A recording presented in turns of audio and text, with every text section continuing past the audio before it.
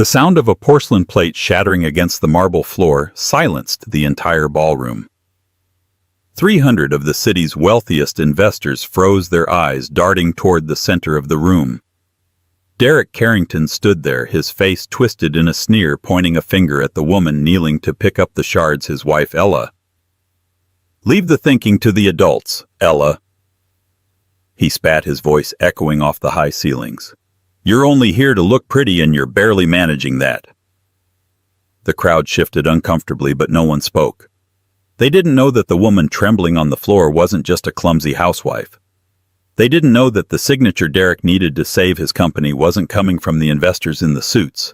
It was coming from the hand he just forced to clean up his mess.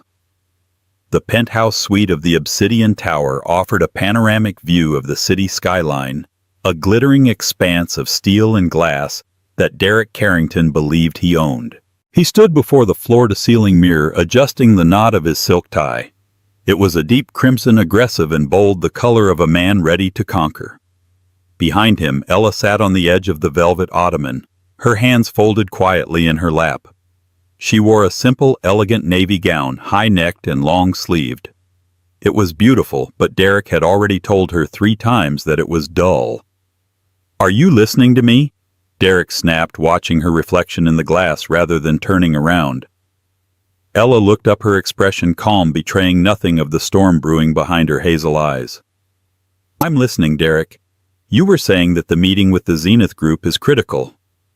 Derek scoffed, turning around to face her. He walked over and loomed above her, a tactic he had perfected over 5 years of marriage.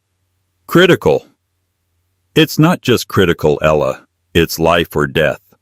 Carrington Tech is bleeding cash. If I don't secure the capital from the Zenith representatives tonight, the stock plunges by Monday morning. I need everyone to be perfect. That includes you." He reached down and picked up a lock of her hair, scrutinizing it with a frown. "Did you fire the stylist I sent over? This looks pedestrian." "I did my own hair," Ella said softly. "I prefer it simple." "Simple?" Derek mocked, dropping her hair as if it were dirty. "That's your problem. You think small. That's why you're a housewife and I'm the CEO.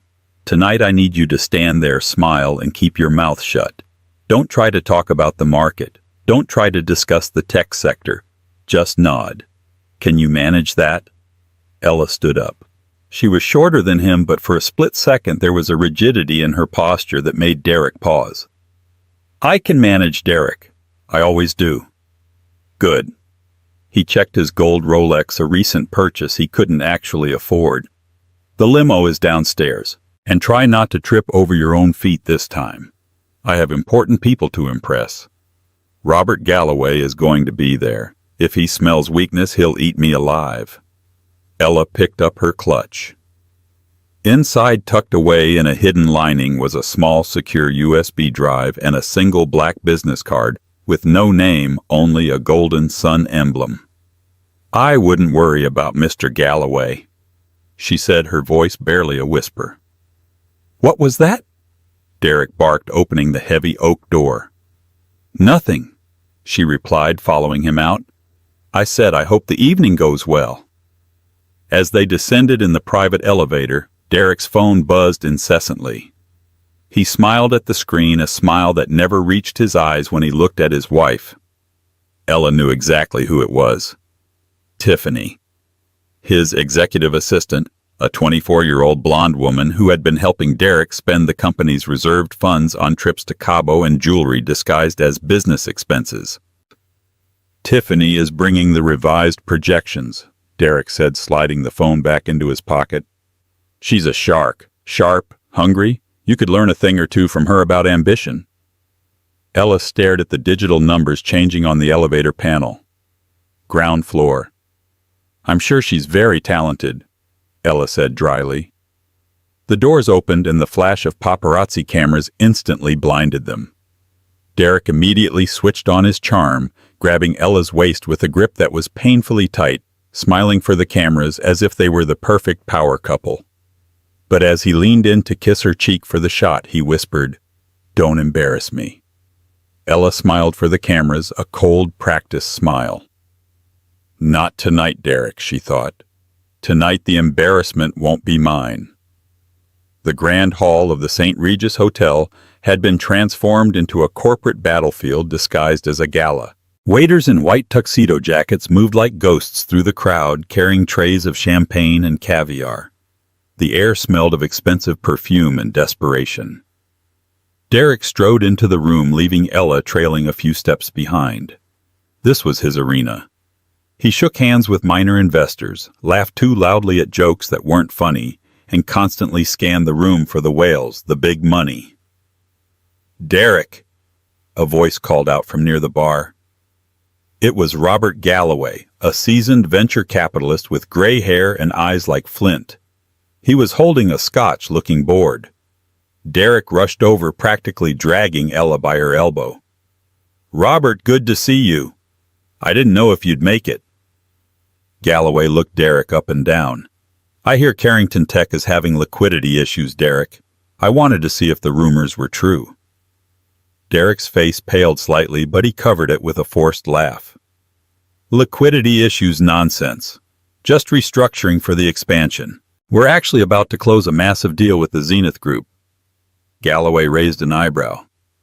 "Zenith, I've heard of them. Mysterious outfit. Nobody knows who sits on the board. You secured a meeting." "The meeting is tonight," Derek bragged. "Right here. I'm going to present the new AI integration. It's revolutionary." Galloway turned his gaze to Ella. "And does Mrs. Carrington have a hand in this revolutionary AI?" Derek let out a sharp, dismissive snort. "Ella, God, no. Ella struggles to operate the microwave, Robert. She's here for moral support. Or decoration." Galloway didn't laugh. He looked at Ella with a strange curiosity.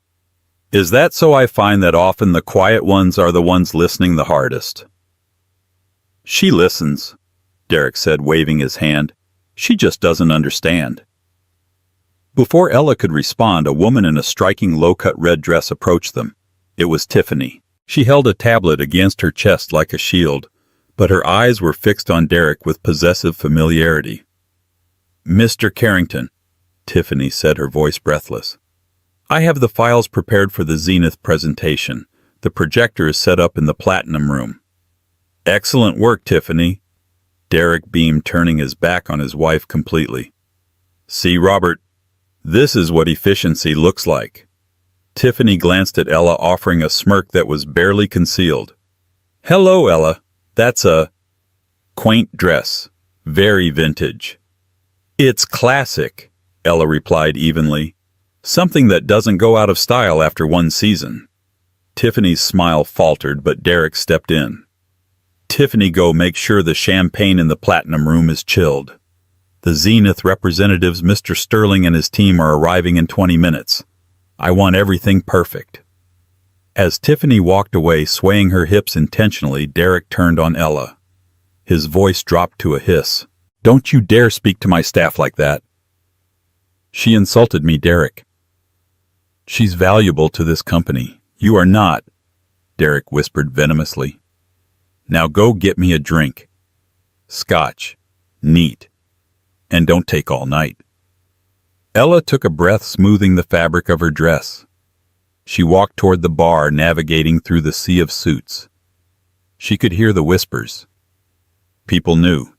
They knew about the business failing, they knew about Tiffany, and they looked at her with pity. She reached the bar and ordered the scotch. While the bartender poured, a man in a dark charcoal suit appeared beside her. He didn't look like the other investors. He wore an earpiece and stood with military posture. "Mrs. Johnson," the man said softly, using her maiden name, a name she hadn't used in 6 years, a name that carried weight in banking circles that Derek couldn't even imagine. Ella didn't look at him. She kept her eyes on the amber liquid in the glass. "Is everything in place, Lucas?" "Yes, ma'am," the man replied. "The Zenith board is assembled in the Platinum Room. They are waiting for your signal to begin the interrogation." "Let Derek start his presentation," Ella said, picking up the drink. "Let him dig the hole deep. I want him to feel safe before the floor drops out." "And the mistress?" Lucas asked. "She's part of the audit," Ella said coldly. Include her in the asset freeze. Understood. The chairman is ready to enter on your command. Ella nodded and turned back toward the party, the submissive wife mask slipping back into place. She carried the drink back to Derek, who was now laughing loudly with a group of younger bankers boasting about his upcoming victory. Here, she said, holding out the glass. Derek took it without a thank you, immediately turning back to his audience. As I was saying, women in business are fine for HR, but when it comes to the hard negotiations, you need a killer instinct. My wife here, he gestured to her with the glass. She's a nurturer. Soft. She cries during commercials. The group chuckled politely. Actually, Ella said, her voice cutting through the laughter.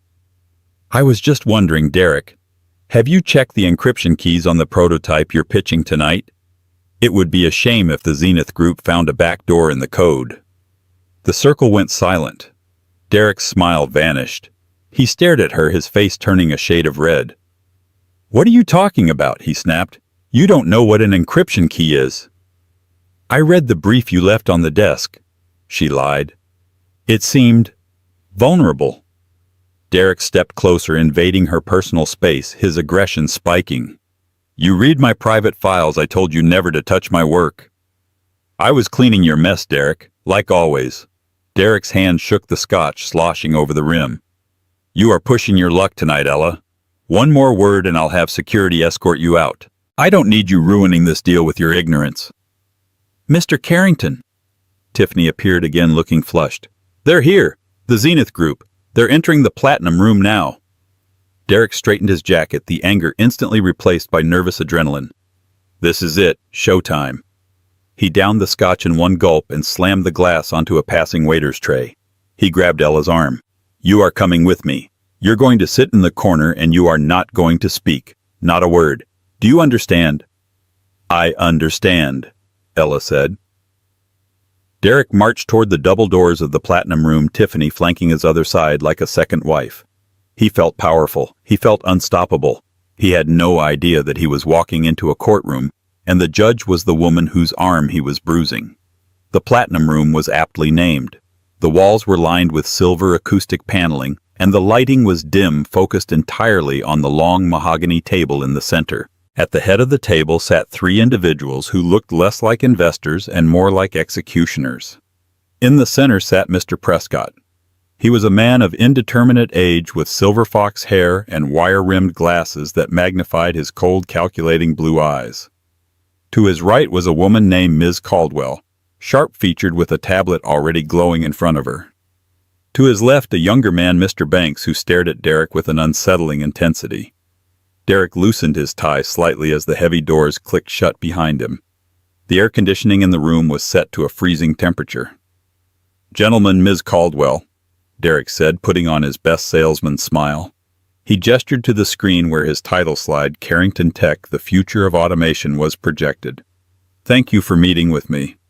I know the Zenith Group values efficiency, so I'll get straight to the point. Ella took a seat in the far corner of the room in a shadowed recess near a decorative ficus plant. She crossed her legs and folded her hands over her clutch. Derek had explicitly told her to be invisible, and she was complying. We are listening, Mr. Carrington, Prescott said. His voice was dry like paper rustling. But be warned, we have already reviewed your quarterly reports. We are not interested in marketing fluff. We are interested in the anomalies. Derek's smile twitched. Anomalies, I assure you, our growth is standard. We've had some heavy R&D spending, but that's to be expected with the new AI protocol. Tiffany stepped forward, clicking a remote to advance the slide to a complex graph. As you can see, she said, her voice trembling slightly under Prescott's gaze, our projected revenue for Q4 is up 30%. Ms. Caldwell didn't even look up from her tablet. Projected revenue is fantasy, Ms. I didn't catch your title. I'm Tiffany, Mr. Carrington's executive assistant. Assistant? Caldwell repeated the word, dripping with disdain. Odd that an assistant is presenting financial forensics. Where is your CFO, Mr. Carrington? He's unavailable. Family emergency. Derek lied smoothly. The truth was, his CFO had resigned 2 weeks ago after refusing to sign off on the cooked books. But Tiffany knows the numbers inside and out. I see, Prescott said. Let's look at the inside then. Turn to slide 12, the operational costs for the Project Chimera server farms. Derek nodded to Tiffany, who frantically tapped the remote. The slide appeared. You claim, Prescott continued leaning forward, to have spent $4 million on server upgrades in Nevada. Yet our satellite imaging of the coordinates listed in your expense report shows an empty lot. Just sand and cactus, Mr. Carrington. Where did the $4 million go? The room went deadly silent. The hum of the projector fan sounded like a jet engine in the quiet. Derek's throat went dry. He hadn't expected them to check the physical locations. Well, there's a zoning delay. The funds are in escrow. It's a standard holding procedure. Escrow. Mr. Banks spoke for the first time. Strange. Because we tracked the transfer routing numbers. The money didn't go to an escrow account in Nevada. It went to a shell company in the Cayman Islands, a company called Blue Sky Holdings. Derek felt a line of sweat trickle down his back. Blue Sky Holdings was the account he used to pay for Tiffany's condominium and his own gambling debts. He shot a look at Tiffany, who looked ready to faint. There must be a clerical error. Derek stammered, his confident facade cracking. My finance team they've been overworked. I can clarify that later. But let's focus on the tech. The AI is fully functional. It's worth billions. Is it? Prescott asked. Because we had our engineers run a diagnostic on the prototype you sent us. The code is filled with redundancies. It's slow, Mr. Carrington. It's a second-rate algorithm wrapped in a first-rate marketing package. That's a lie. Derek snapped, his temper flaring. He hated being cornered. The code is brilliant. Maybe your engineers just don't understand the architecture. We understand it perfectly, Prescott said calmly. We understand that you are trying to sell us a hollow shell to cover a $4 million hole in your ledger before the SEC investigates you. Derek slammed his hand on the table. I didn't come here to be insulted. I am Derek Carrington. I built this company from the ground up. Did you? Ms. Caldwell asked, finally looking up. Her eyes drifted past Derek toward the dark corner where Ella sat. Or did you inherit the framework from your wife's father and then run it into the ground? Derek laughed, a harsh barking sound. My wife. Her father was a dinosaur. He didn't know a microchip from a potato chip. And Ella, please, she's sitting right there. Look at her. He gestured aggressively toward the corner. She's waiting for me to tell her when to stand up and when to sit down. She has nothing to do with this company's success. Ella remained motionless, her face a mask of indifference. But under the table she tapped a single button on her phone. Mr. Prescott looked at his own phone, which vibrated silently on the table. He read a message, then looked back at Derek. The meeting is taking a turn, Mr. Carrington. We are not going to invest in Carrington Tech. Derek's face turned purple. You can't walk away. We have a verbal agreement. We have nothing, Prescott said. However, we are interested in acquisition, a hostile takeover. We are prepared to buy out the debt, dissolve the board, and fire the CEO. Fire me, Derek screeched. You can't fire me. I own 51% of the voting shares. Do you? Prescott asked softly. You might want to check your bylaws regarding gross misconduct and fiduciary negligence. There are clauses that trigger an automatic transfer of authority. Derek looked around the room, feeling the walls closing in. He needed a scapegoat. He needed someone to blame for his lack of preparation, his stuttering, his failure. His eyes landed on Ella. The atmosphere in the Platinum Room shifted from tense to toxic. Derek abandoned the podium and marched toward the investors, but then stopped, turning his back on them to face his wife. This is your fault, Derek hissed, his voice loud enough for everyone to hear. Ella looked up, blinking slowly. My fault, Derek. Yes, your fault. Derek shouted, pacing frantically. He turned to Prescott. You want to know why I'm off my game today? Why there are clerical errors? It's because of the stress I deal with at home. I carry the weight of the world on my shoulders and I come home to nothing. A leech. He pointed a shaking finger at Ella. She contributes nothing. She spends my money, she distracts me with her petty domestic problems, and she drags down my mental state. A CEO needs a partner, not a passenger. Tiffany, seeing an opportunity to save herself, chimed in. It's true. Mr. Carrington is constantly having to fix mistakes Mrs. Carrington makes. She calls the office 10 times a day asking how to pay bills or hire plumbers. It's pathetic, really. Ella stood up. The movement was slow, graceful, and silent. Sit down, Ella, Derek barked.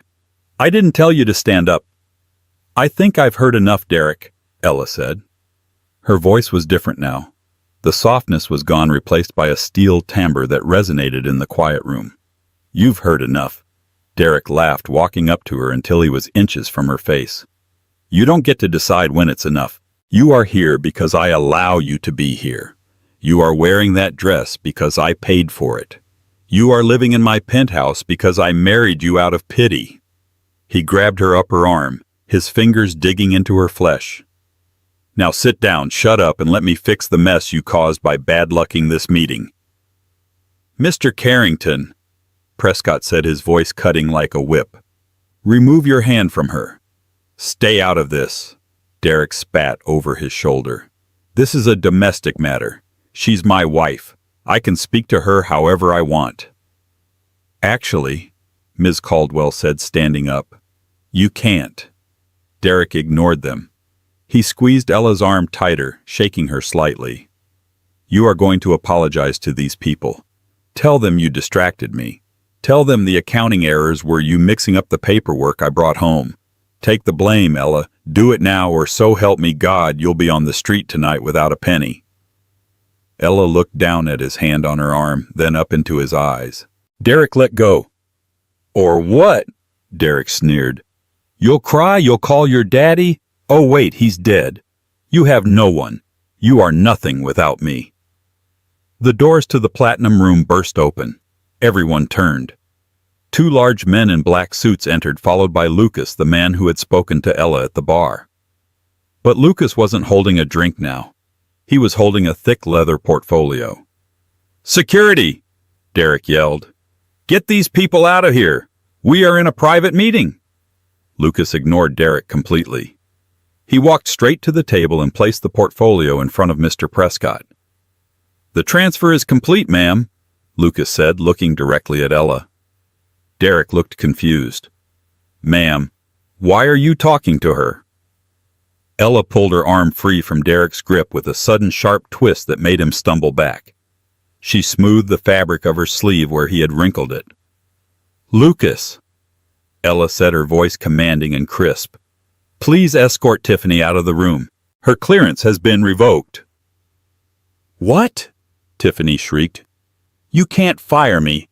I work for Derek.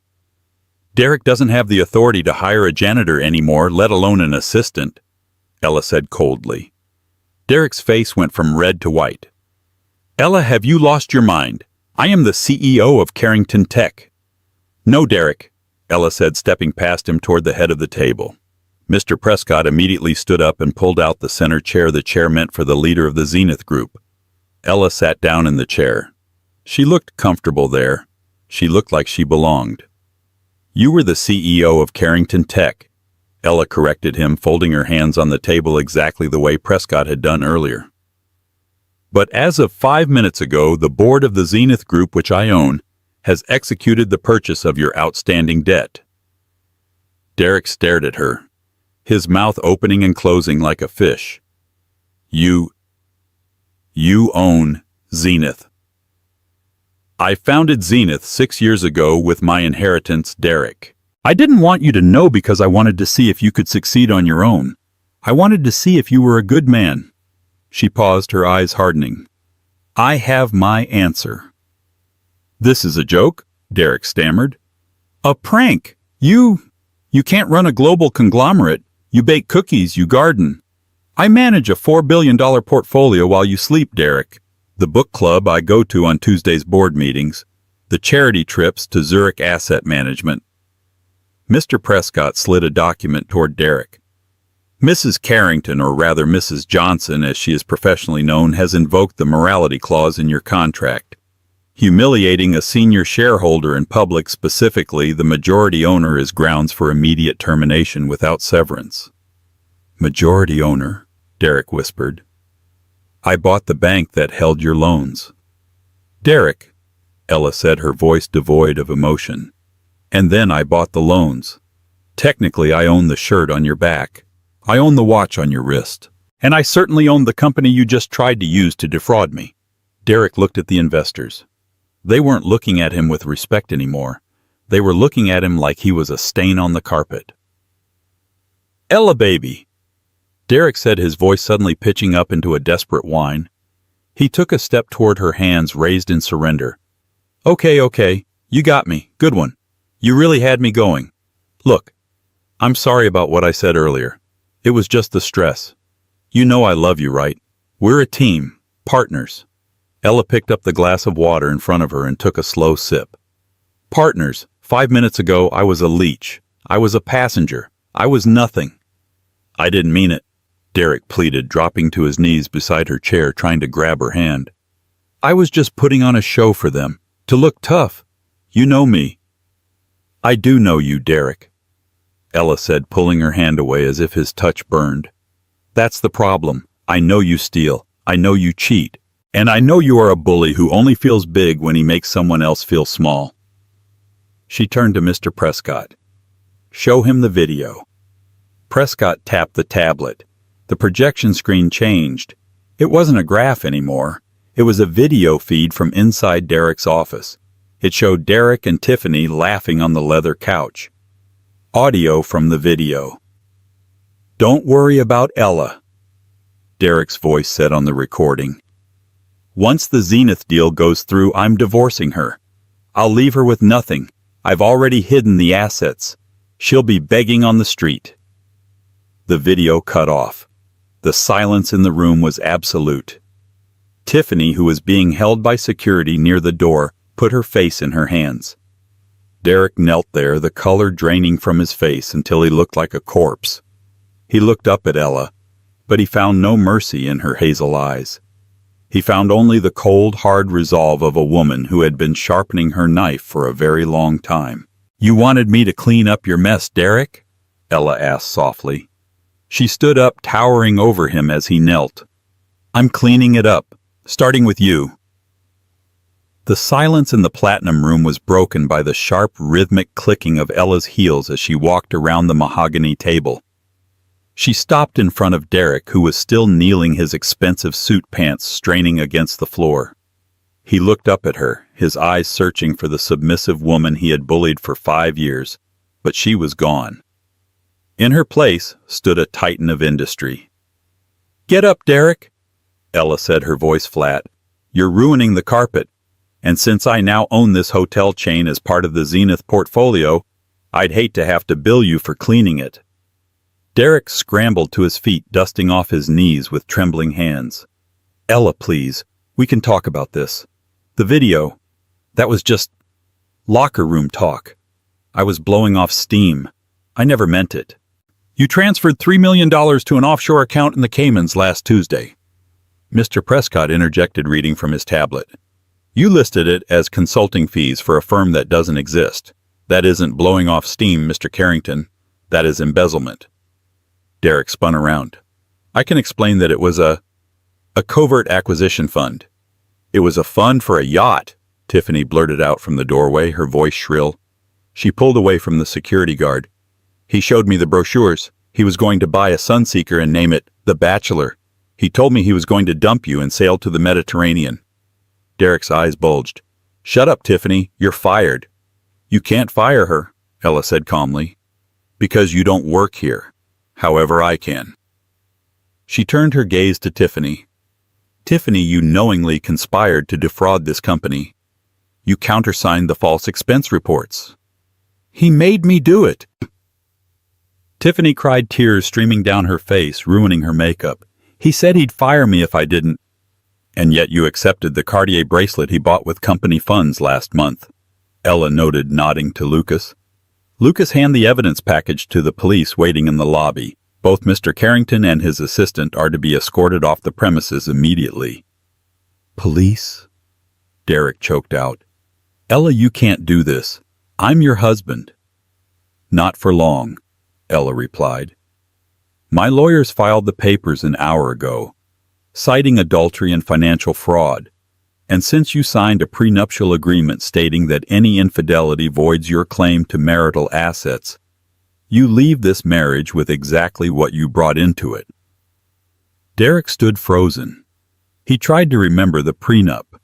He had signed it without reading it closely, too arrogant to think he'd ever get caught, and too confident that Ella was too stupid to understand legal jargon. What did I bring into it? Derek whispered.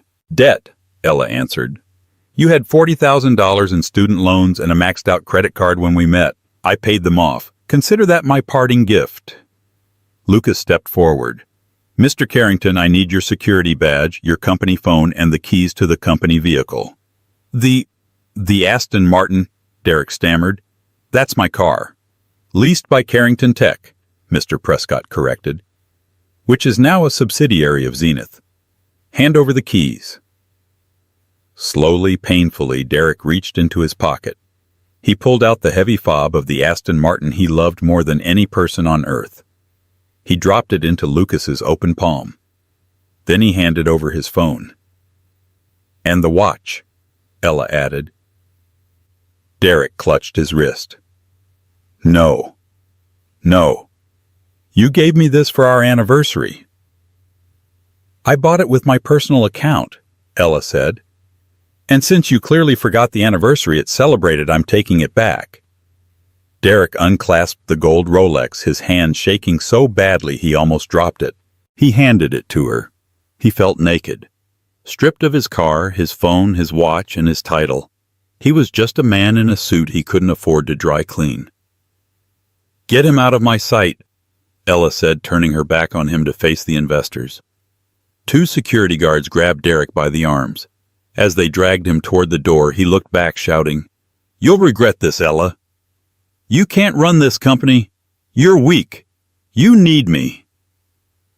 The doors slammed shut, cutting off his screaming. The room was quiet again.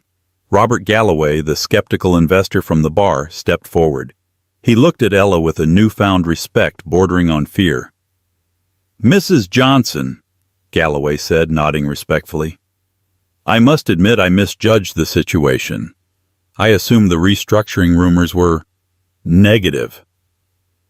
The restructuring is aggressive, Mr. Galloway, Ella said, smoothing her dress. But necessary. We are cutting the dead weight at the top. The underlying technology of Carrington Tech is sound. It was just being managed by a fool. Zenith is injecting $200 million in capital to stabilize the stock. We'd be happy to have your firm along for the ride, but we don't need it. Galloway chuckled, raising his glass. A $200 million injection. And you own the controlling stake. I'd say you don't need anyone, but count me in.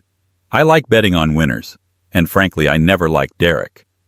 Ella allowed herself a small, genuine smile. Few people did, Robert. Few people did. She looked at Lucas.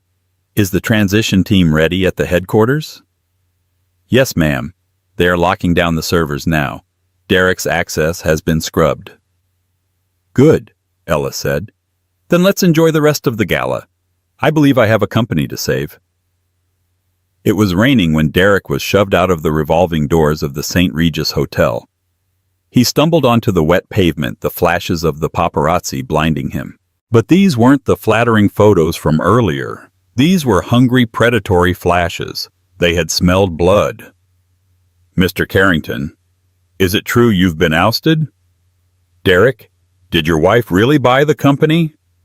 Are you facing jail time for embezzlement?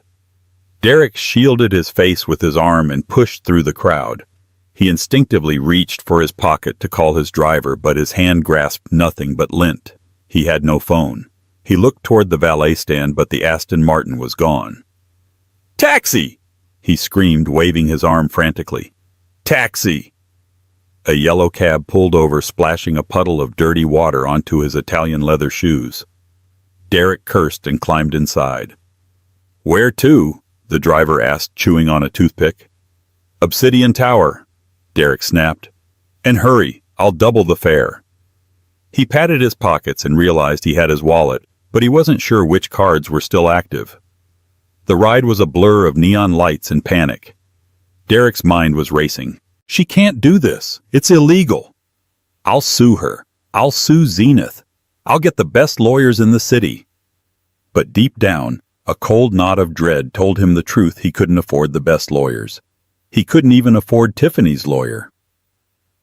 The taxi pulled up to the Obsidian Tower, the most exclusive residential building in the city. Derek threw a $100 bill at the driver, the last cash he had on him, and didn't wait for change. He sprinted into the lobby. The concierge, a man named Henry, whom Derek had tipped poorly for years, looked up from the desk. "Evening, Mr. Carrington," Henry said, his face unreadable.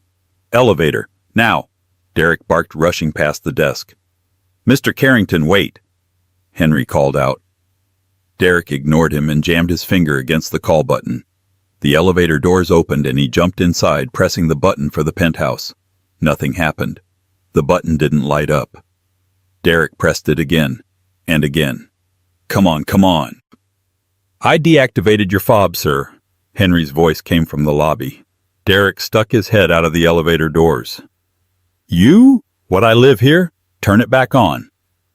"I can't do that, sir," Henry said, walking over with a clipboard. "The lease for the penthouse is held by a trust managed by the Johnson estate. We received a notification 20 minutes ago that the tenancy has been terminated due to a breach of contract." "Breach of contract!" Derek screamed, his voice echoing in the marble lobby. "It's my home." "Actually?" A deep voice boomed from the entrance. Derek turned. Lucas was standing there, shaking an umbrella. Behind him were 4 men in blue coveralls bearing the logo of a moving company. "The apartment belongs to the company Derek," Lucas said, walking over. "Per tax loopholes you insisted on using to avoid property taxes, the residence is officially corporate housing for the CEO of Carrington Tech. Since you are no longer the CEO, you are trespassing." "You can't kick me out in the middle of the night," Derek shouted. "There are tenant laws, squatters' rights." "This isn't a tenancy," Lucas said calmly. "It's a corporate benefit, and we've already packed your personal effects." Lucas nodded to the movers. They stepped forward and placed 3 cardboard boxes on the floor of the lobby. Derek stared at the boxes. 3 boxes. "I have a closet full of Armani suits. I have a collection of vintage scotches. I have art." "The suits were charged to the company credit card," Lucas recited from memory. "The scotch was billed as client gifts. The art was purchased as office decor. Therefore, they remain company property." Lucas kicked one of the boxes gently with his toe. "This contains your underwear, your socks, 2 t-shirts you bought before the marriage, and your toothbrush. Oh, and your shaving kit." Derek fell to his knees, ripping open the top box. It was true. It was just old clothes and toiletries. Everything of value, the life he had built, the image he had crafted, was gone. "Where am I supposed to go?" Derek whispered, looking up at Lucas. "I believe your mother still lives in that 2-bedroom apartment in Queens," Lucas suggested. "Or perhaps Tiffany has a couch, although I hear she's currently being questioned by the district attorney, so she might not be hosting guests." Derek stood up, his face twisted in rage. He lunged at Lucas. "I'll kill you! You and that witch!" Lucas didn't flinch. He simply sidestepped Derek's clumsy swing and grabbed his wrist, twisting it behind his back until Derek yelped in pain. Lucas marched him toward the glass doors of the lobby. "Mr. Carrington," Lucas whispered in his ear. "Ella wanted me to give you a message." He shoved Derek out the door, sending him stumbling onto the wet sidewalk. "She said..." Lucas continued standing in the warm light of the lobby while Derek stood in the rain. "Leave the thinking to the adults." Lucas turned and walked away. The concierge locked the glass doors. Derek stood there, the rain soaking through his shirt, plastering his hair to his skull. He looked up at the penthouse 80 floors above. The lights were on. He could see a silhouette in the window. It was Ella. She was looking down at the city she now owned. Derek pounded on the glass. Ella, open the door. Ella! But the glass was soundproof. No one heard him. Passers-by gave him a wide berth, assuming the screaming wet man in the torn suit was just another city lunatic. He checked his pockets again. No phone, no wallet, no keys. Just 3 boxes of old clothes and a wet sidewalk. He sat down on the curb, burying his face in his hands. The realization hit him like a physical blow. He hadn't just lost the company. He hadn't just lost the money. He had lost the person who had protected him from his own incompetence for years. He was finally the man he was always terrified of becoming, a nobody. Up in the penthouse, Ella stepped away from the window. She didn't feel joy. She didn't feel sadness. She felt light. The weight of 5 years of emotional abuse, of walking on eggshells, of dimming her own light so his wouldn't look so faint, it was all gone. She walked to the desk, Derek's old desk, and sat down. She picked up the phone. "Connect me to the Asia-Pacific Division," she said clearly. "We have work to do." 6 months had passed since the night the glass shattered in the ballroom of the St. Regis Hotel. The winter snow had turned to gray slush on the sidewalks of the financial district, matching the mood of the man standing on the corner of 5th and Main. Derek pulled the collar of his coat up against the biting wind. It wasn't the cashmere trench coat he used to wear. That had been sold at an auction to pay off a fraction of his legal fees. This coat was a synthetic blend he'd found at a thrift store, and it did little to keep out the chill. He checked his watch, a cheap plastic digital piece that beeped every hour. It was 12:45 p.m. He had 15 minutes left on his lunch break before he had to return to his new job. Derek Carrington, the former CEO of a tech empire, was now a junior telemarketer for a company that sold extended car warranties. He spent 8 hours a day in a cubicle getting screamed at by strangers earning minimum wage plus a commission he never seemed to hit. He walked into The Grind, a coffee shop he used to visit every morning. In his old life, the baristas would have his double-shot espresso ready before he even reached the counter. Today, the new girl didn't look up from her phone as he waited in line. "Small black coffee," Derek mumbled, counting out change from his pocket. $3, she said, popping her gum. He handed over the coins, his hand shaking slightly. As he waited for the cup, he looked over at the magazine rack near the window. His heart stopped. There on the cover of Business Weekly was a face he knew better than his own. Ella Johnson, the quiet billionaire reshaping the tech world. She looked stunning. She was wearing a white power suit, her hair styled in loose waves, her hazel eyes staring confidently into the camera. The headline underneath read, "How the new owner of Zenith Group turned a failing startup into a global powerhouse in under 6 months."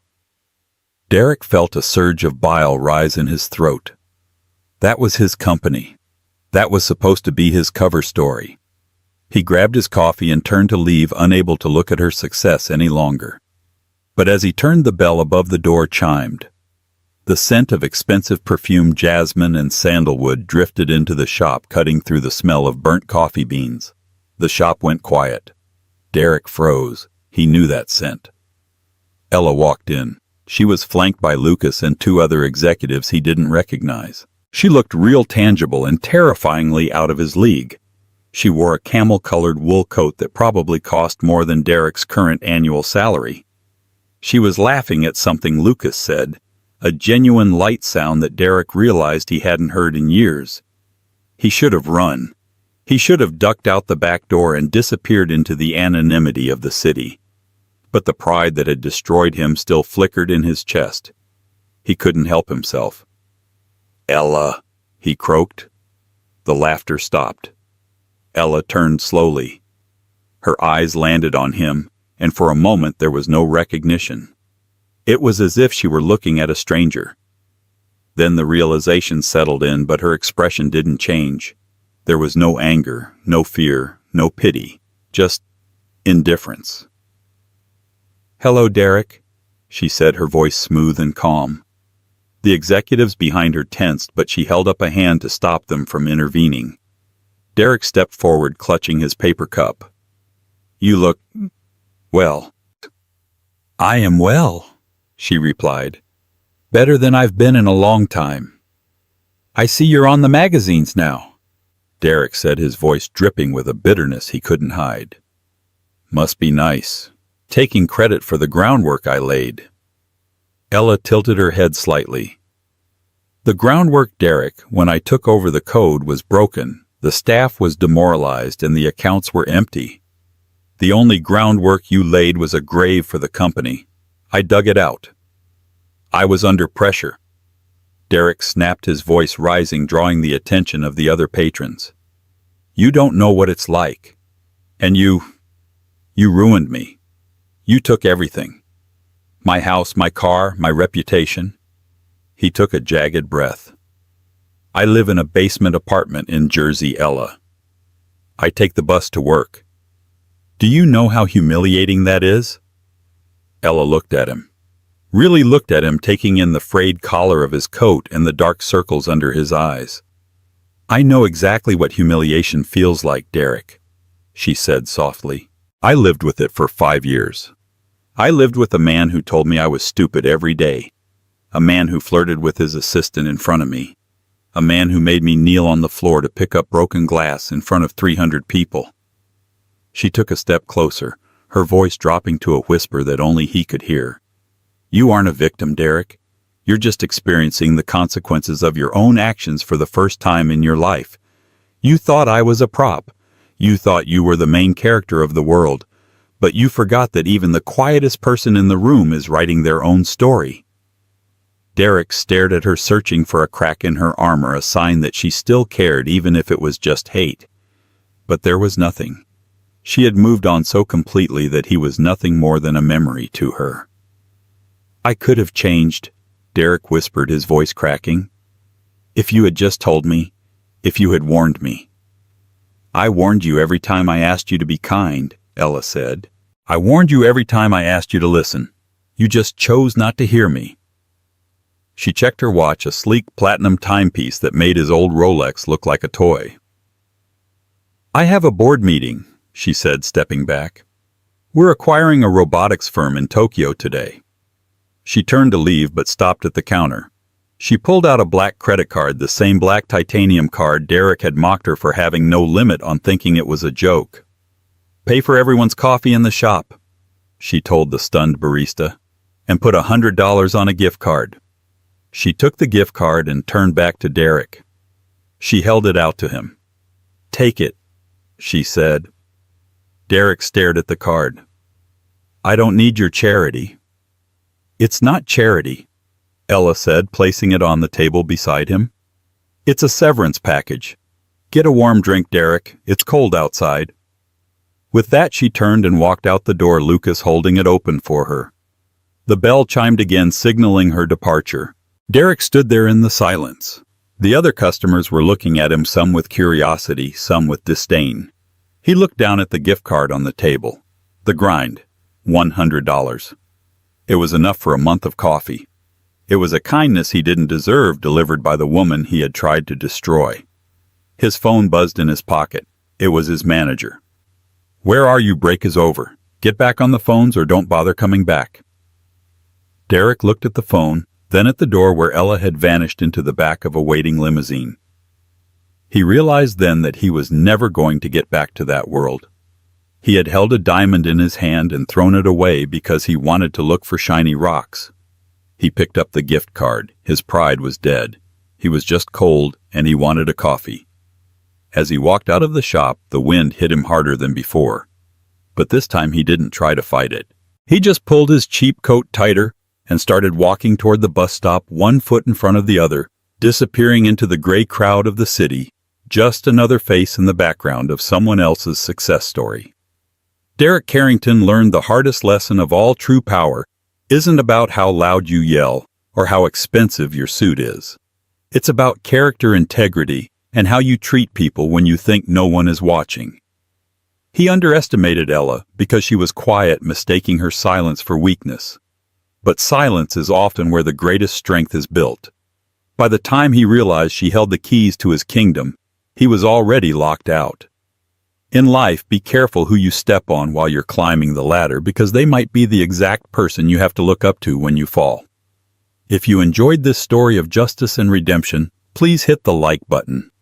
It really helps the channel. Share this video with someone who needs a reminder that karma is real, and don't forget to subscribe and ring the bell so you never miss a new story. Would you have given Derek the gift card, or would you have walked away? Let me know in the comments below.